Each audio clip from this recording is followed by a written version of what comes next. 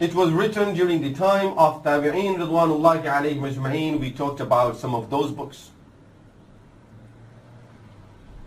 And then during the time of Taba' Tabi'een, including this time of Imam Bukhari rahimahullah, which we can say is the ending of the 2nd century and the beginning of the 3rd century. That was the time when the greatest work of hadith was done by muhaddiseen. And these muhaddiseen who did the work in this 3rd century, they came up with totally new method of documenting the hadith. And that was when these muhaddiseen started working on hadith. They started separating the hadith according to the subjects. They started separating the hadith according to the authenticity of the hadith, according to the narrators of the hadith. They started documenting the life histories and biographies of each and every narrator of the hadith. So during that time in the 3rd century, each person that will be muhaddis, he had to know details about each and every person that is used in this chain of narrators. So if a person narrates a hadith, he says, I heard this hadith from Muhammad bin Ismail. Muhammad bin Ismail heard this hadith from Humaydi. So I have to tell you who was Muhammad bin Ismail. Where was he born? Where did he live? Where did he die? And who are his teachers? Who are his students?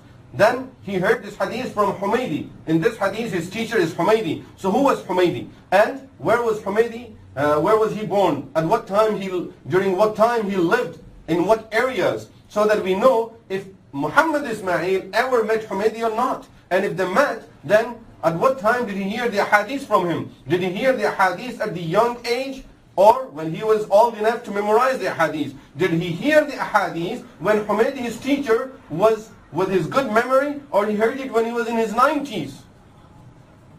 All of these details were documented during the end of the 2nd and the beginning of the 3rd century.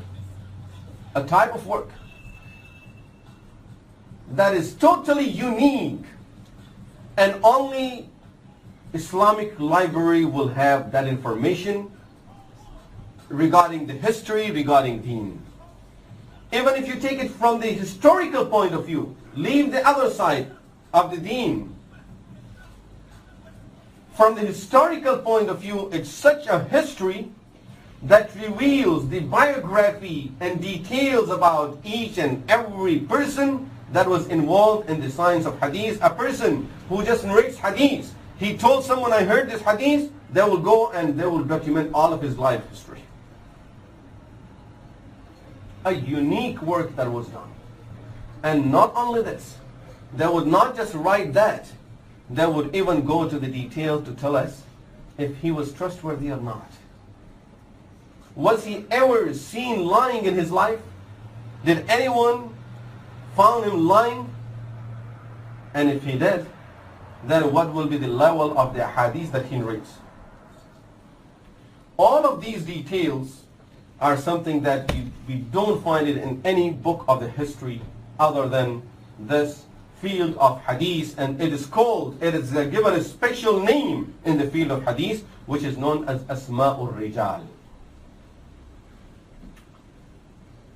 Without going into now these details of Asma'ul Rijal and how it was documented, and at this time, today, what type of material we have available in the field of Asma'ul Rijal,